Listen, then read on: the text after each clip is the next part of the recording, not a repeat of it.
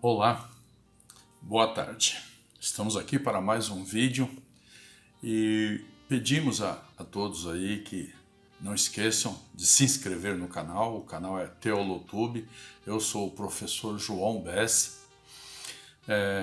Entrem, se inscrevam e vocês irão ter acesso a todo o conteúdo do canal.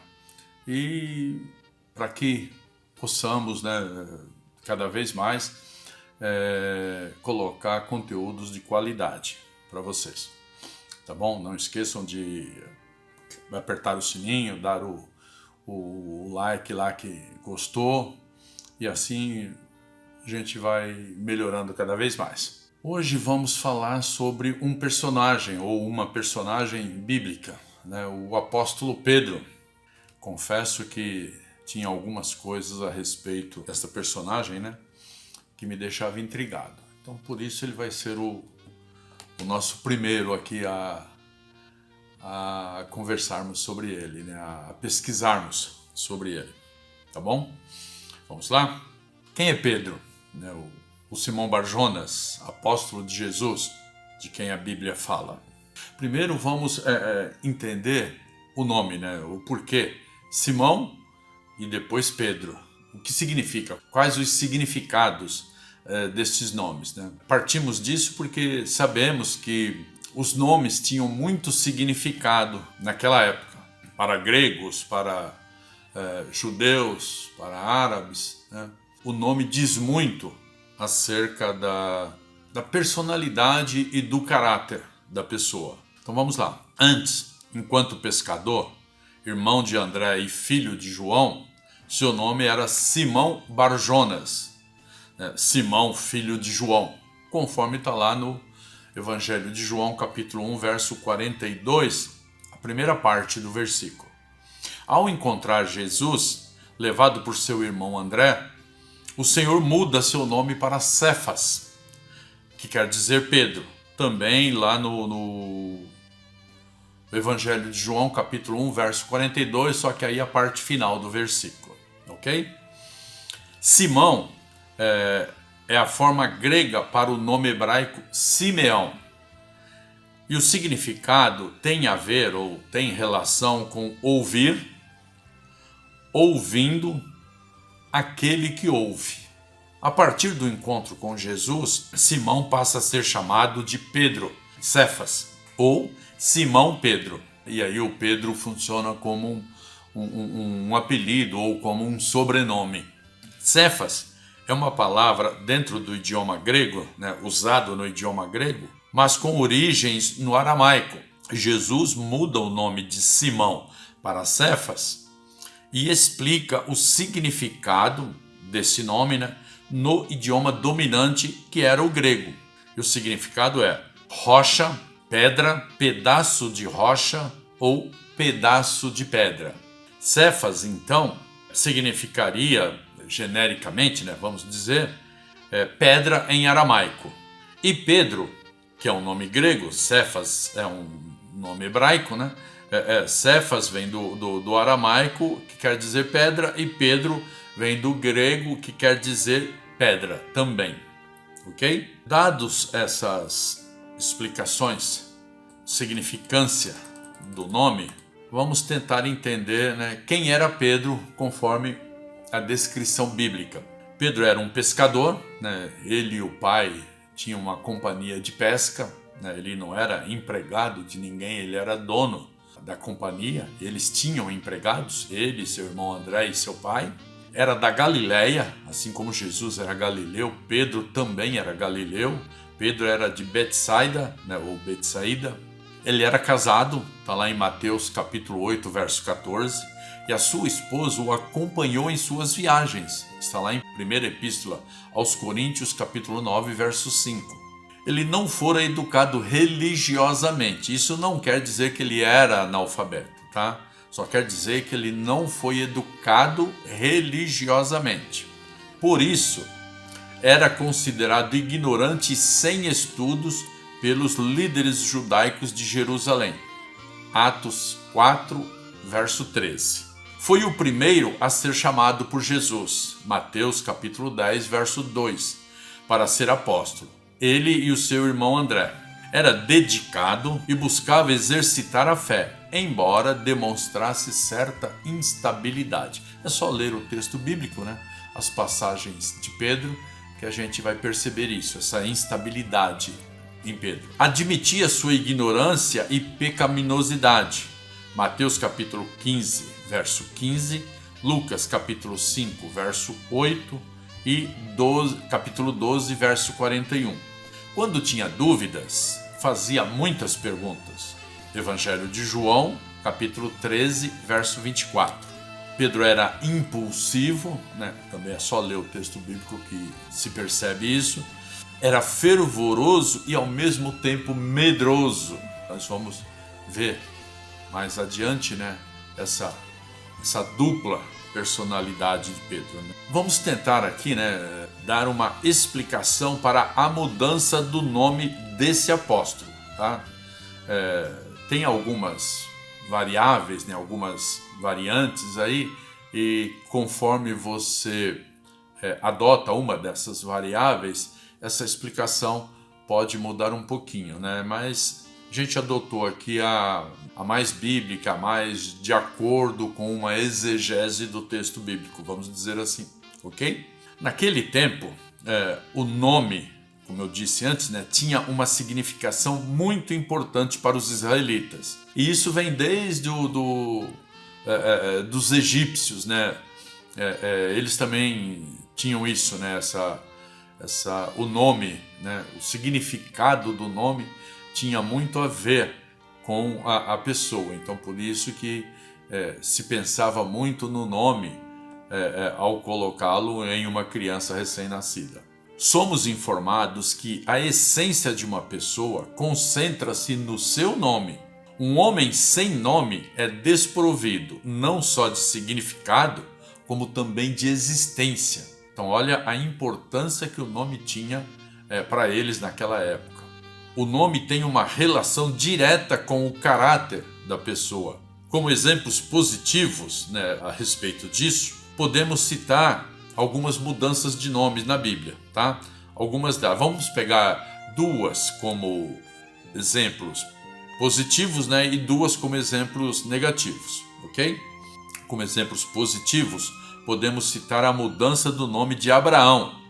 Quando era Abrão, o significado era pai exaltado. Mas aí, se você analisar, se você olhar, Abrão, pai exaltado, ele não podia ter filhos, né? Nem ele nem Sara tinham filhos. Então daí a gente começa a compreender o porquê da mudança. Aí Deus muda o seu nome para Abraão, que significa pai de multidões. E aí lhe dá um filho, né? Lhe dá dois, né? O primeiro com a escrava Agar, né? Ismael, e depois o filho da promessa, que é Isaac, com Sara. E através de Isaac, né? Essa promessa a Abraão de ele ser um pai de multidões, né? Vai se concretizando, ok? O nome de Jacó, que Jacó significa suplantador ou enganador. Aqui eu vou dar uma explicação, né, fora do estudo de Pedro, né, só para explicar esse significado, né, suplantador ou enganador, porque isso a gente veio aprendendo com a igreja, né, com vários pregadores em várias pregações, né, que dão esse significado para o nome Jacó, suplantador ou enganador. A gente vai entender isso já já, né, que tem o seu nome mudado para Israel, né? Israel significa lutar com Deus. Então vamos lá, né? Essa explicação do Jacó significar suplantador ou enganador. Não faz sentido que uma mãe coloque em seu filho recém-nascido o nome de enganador. Esse não pode ser o significado do nome Jacó. Realmente é estranho, né? A criança acaba de nascer, a mãe olha para ele, a mãe e o pai falam, olha, isso aqui quando crescer vai ser um enganador de primeira linha, então vamos colocar esse nome nele. Impossível ter sido assim. Para resolver esse mistério, temos que olhar o nome no original hebraico. Vamos entender isso. Eu não falei no início, mas deixa eu falar. Tem um PDF, né, desse vídeo e de todos os vídeos que eu estou postando, sempre tem um PDF do estudo, né, também no canal. É só vocês verem aí, e algumas coisas eu vou colocando na tela também, né? Então veja a seguir.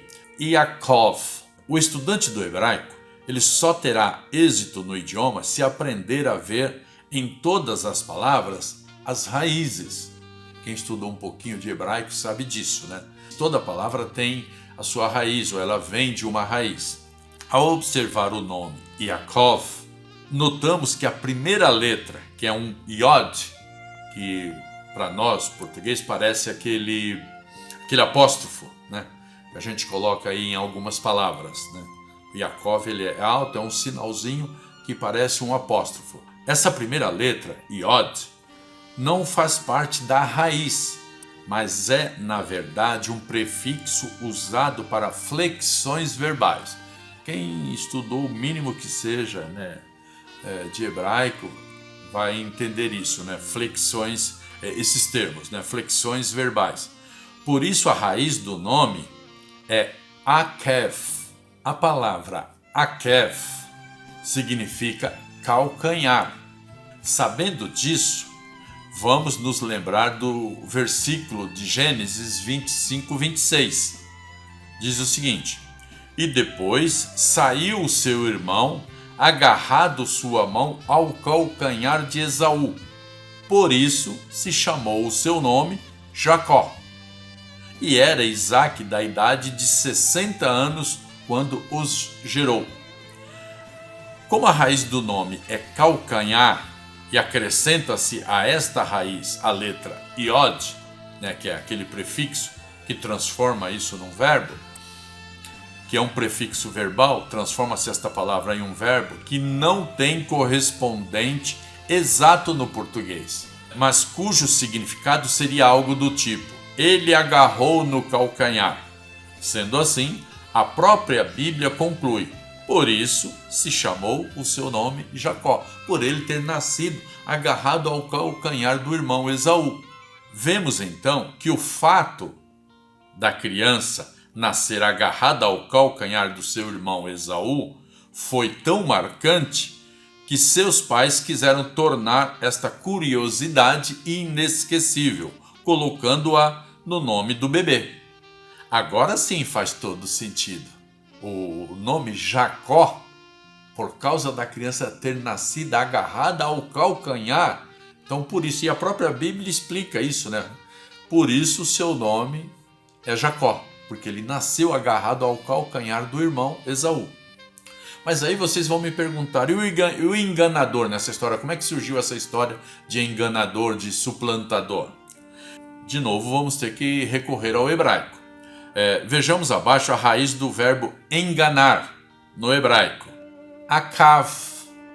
O leitor atento já deve ter percebido que, apesar de calcanhar pronunciar-se akev e a raiz do verbo enganar pronunciar-se akav, o fato do hebraico não ter vogais faz com que calcanhar e enganar se escreva do mesmo modo, são as mesmas letras, tá? Vocês vão ver aí na tela, vejam aí, comparem, são as mesmas letras.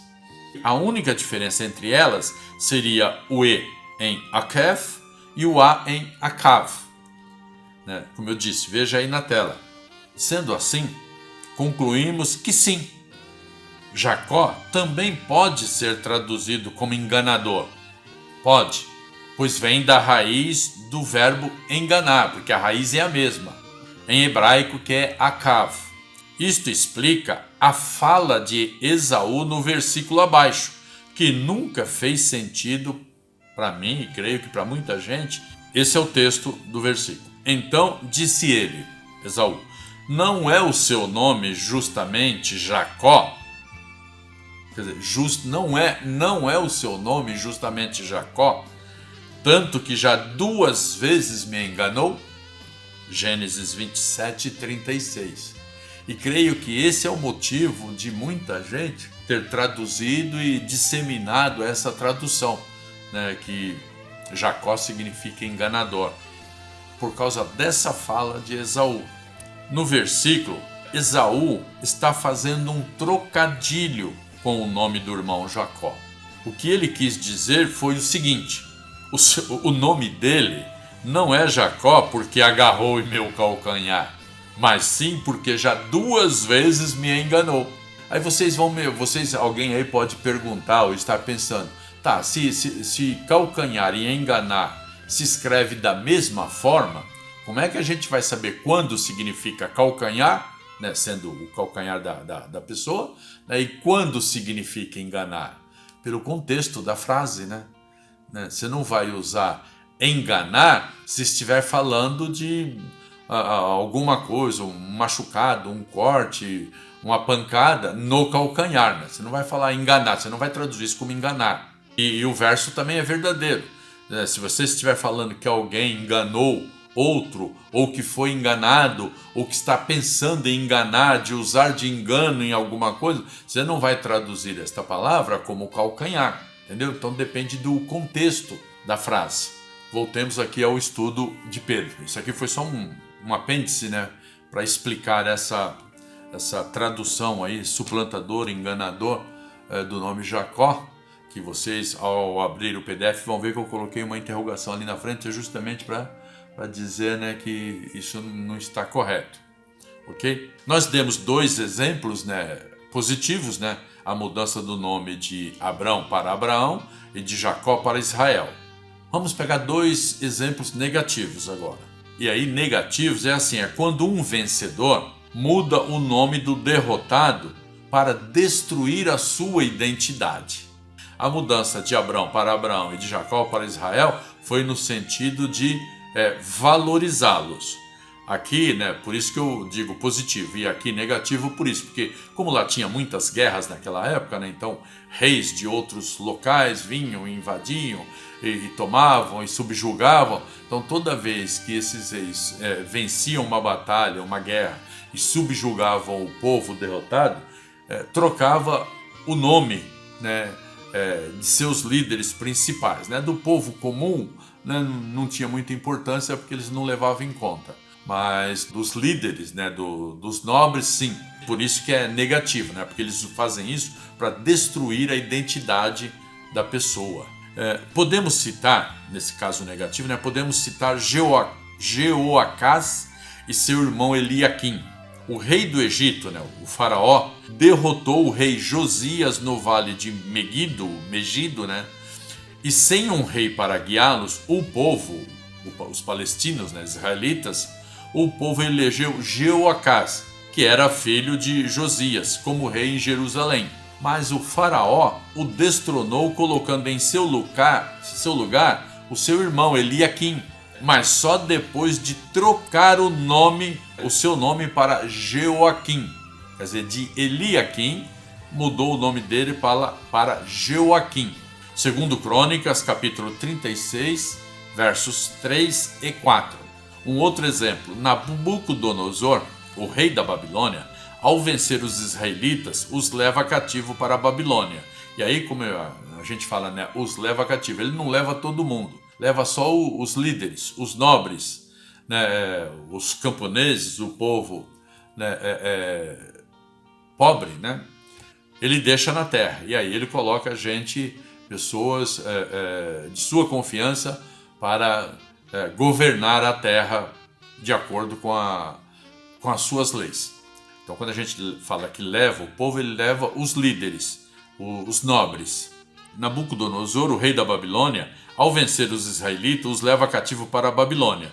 E em lugar de Joiaquim, que era o rei, né, Nabucodonosor proclama rei em Israel a Matatias, mas não antes de mudar seu nome para Sedécias ou Sedecias. Isso está lá em 2 Reis, capítulo 24, versos 16 e 17. E isto acontecia não só aos reis, mas também a membros da corte.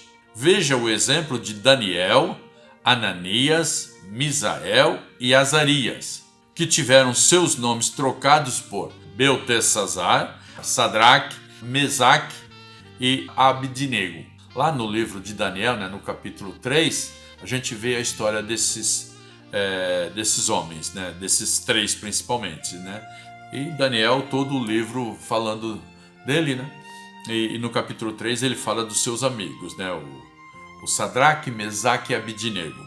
Assim, tirando da história, né, dessa prática, que a gente tenta entender o porquê Jesus trocou o nome de Simão para Pedro. Assim, Jesus, ao encontrar Simão, percebeu que algo não estava de acordo, algo não estava certo, algo estava desajustado e era necessário qualificar a sua personalidade e o seu caráter. O seu nome não correspondia de modo algum à sua personalidade.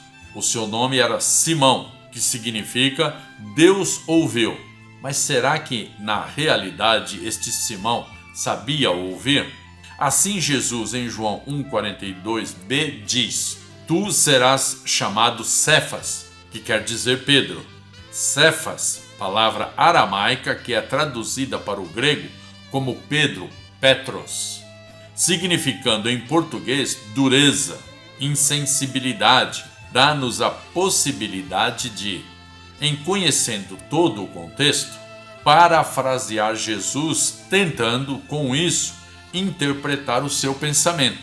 É como se Jesus tivesse dito: o teu nome de nascimento é, com efeito, Simão, que significa aquele que sabe ouvir.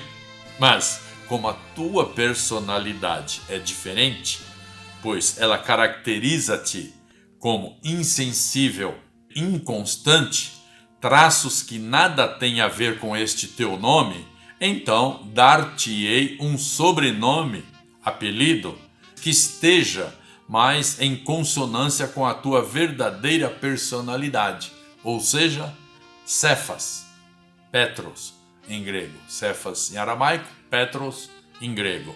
Então tá aí uma explicação, e aí baseado na escrita bíblica, né, no significado, né, que nome tinha para os israelitas, o significado, né, para o nome Simão e Pedro, né, o porquê que Jesus muda o nome de Simão para Pedro, ok?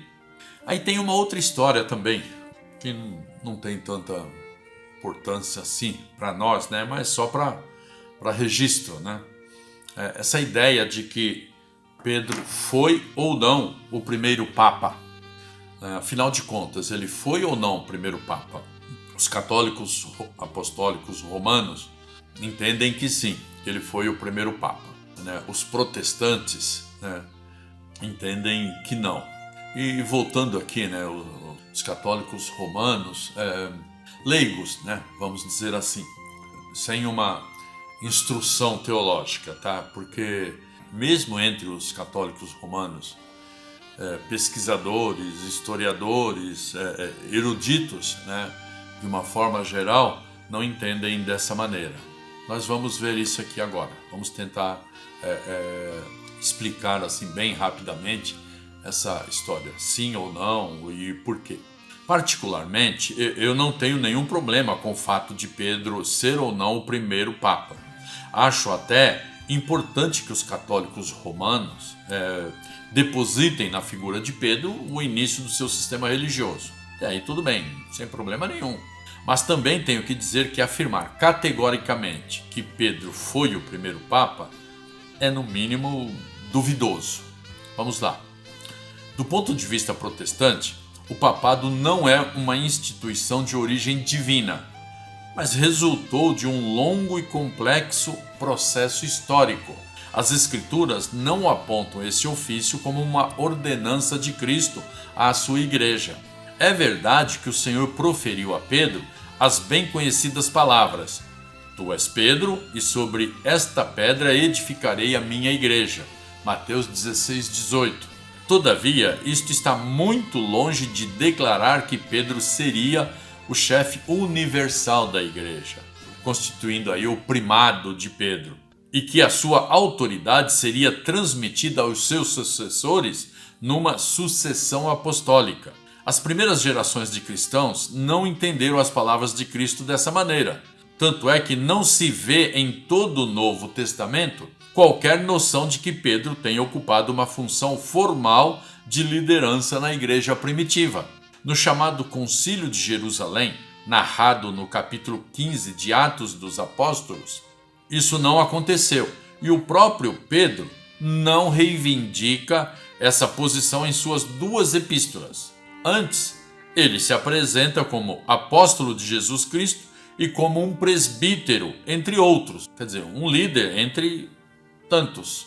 1 Pedro, capítulo 1, verso 1 e capítulo 5, verso 1. Mais difícil ainda é estabelecer uma relação inequívoca entre Pedro e os bispos de Roma. Os historiadores não encontram uma base absolutamente segura para afirmar que Pedro sequer tenha estado em Roma, quanto mais para admitir que ele tenha sido o primeiro bispo daquela igreja. E aí, eu vou dizer algo que eu acabei não colocando aqui no estudo, então vocês não vão ver aí no PDF. Poderia-se usar um argumento de que Pedro foi a função de Pedro, a liderança que Pedro exerceu na época dele é idêntica, é parecida, é similar com a liderança papal. Então, nesse sentido, entende-se que Pedro foi o primeiro papa. Mas nem esse argumento deve ser aceito, porque Pedro nunca exerceu essa liderança na igreja, né? A gente já disse aqui, ele nunca exerceu essa liderança suprema na igreja, né? Ele nunca foi esse líder e nem reivindicou esse posto. A partir do século II foi que passou a ser veiculada insistentemente essa noção de que tanto Paulo quanto Pedro teriam sido martirizados em Roma. Paulo sim, né? Tem registros da sua prisão e do seu martírio em Roma. Pedro não. Paulo a gente pode dizer que sim, porque tem esses registros. Isso é facilmente comprovado, tá? Agora Pedro não. Ademais, é um fato bem estabelecido que não houve episcopado monárquico no primeiro século. Não houve essa liderança suprema de uma única pessoa. No âmbito do cristianismo, não houve episcopado monárquico no primeiro século no âmbito do cristianismo. As igrejas eram governadas por colegiados de bispos ou presbíteros. Ver Atos 20, 17 e 28, Tito 1, 5 e 7. Eram colegiados. E na época de Pedro, na época dos apóstolos, quem mais liderou a igreja foi João e Tiago. Tiago aparece várias vezes no texto bíblico como líder da igreja, né? E não Pedro. Há comentaristas cristãos que argumentam que Clemente, no século I, tenha iniciado o ofício papal, mas a verdade é que nos 5 primeiros séculos da igreja cristã primitiva, essa liderança tenha sido desenvolvida por colegiados, quer dizer, vários líderes ao mesmo tempo, né? A igreja em vários locais, cada local tinha o seu líder, e quando eles tinham que resolver situações da igreja como um todo, como sendo uma única igreja, formava-se o colegiado com todos esses líderes. Chegou para mudar, Jesus chegou para mudar. Quando ele chega, os demônios vão embora, e as doenças também não podem ficar. Quando ele chega, os demônios vão embora, e as doenças também não podem ficar. O meu irmão, Jesus chegou agora, é agora que ele vai operar. Preste atenção, não fique aí de fora, venha pra dentro que Jesus quer te salvar. Preste atenção, não fique aí de fora, venha pra dentro que Jesus quer te salvar. Jesus chegou para mudar. Jesus chegou